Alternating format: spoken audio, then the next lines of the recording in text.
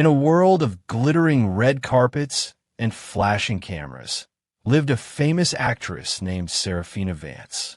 She was the star of every magazine cover, her face a perfect mask of elegance and grace.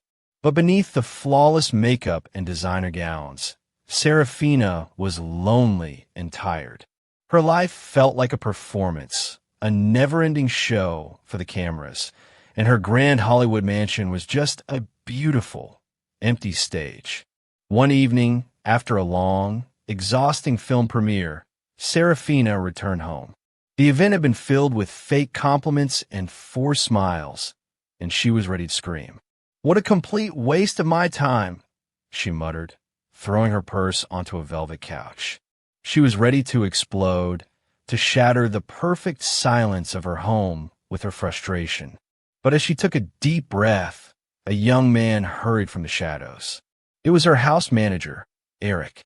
He was usually quiet and always in the background, making sure everything in the mansion ran perfectly. But now he had a look of panic on his face. "Please, Seraphina," Eric whispered, his eyes wide. "You have to be quiet." Seraphina froze. No one, not her agent, not her publicist, had ever told her what to do.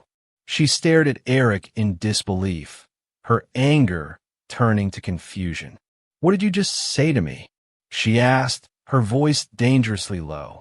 Eric looked terrified, but he held his ground. "I'm so sorry, but you can't be loud. I have a guest." "A guest?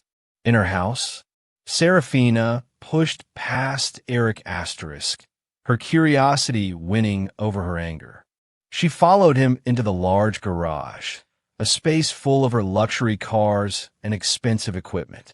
But tucked away in a corner, on an old blanket, was a sick, frail dog. He was shivering, his fur was matted, and he looked like he was barely alive. "Where did you get that?" Seraphina demanded, but her voice was no longer angry. It was just surprised. "I found him on the street," Eric said softly, his eyes welling up with tears. "Someone left him there. He was so weak, I couldn't just walk away. I brought him here because it was too cold outside. I was going to try to find a vet, but I didn't want you to see him." Seraphina looked at the trembling animal and then back at Eric.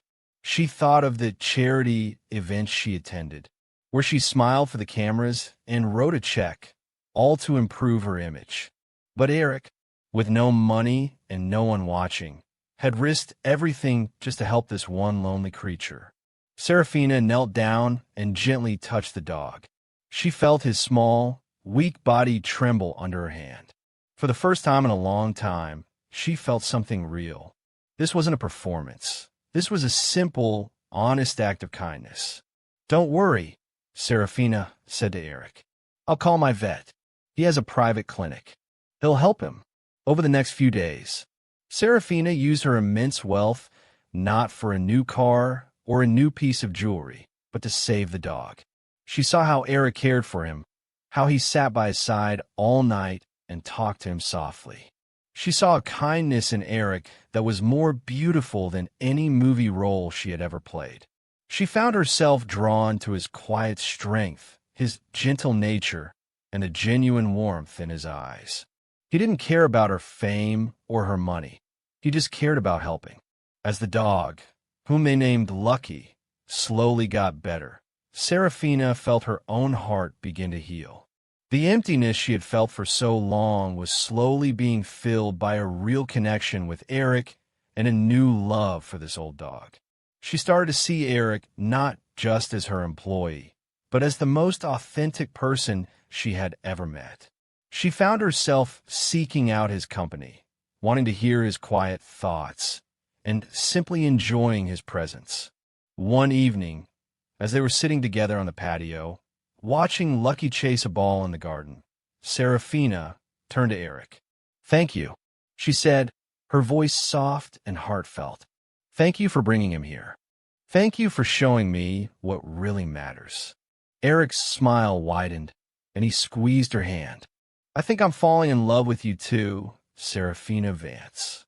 She realized that her true happiness wasn't in the applause or the money, but in moments of genuine compassion and the unexpected love she found with Eric.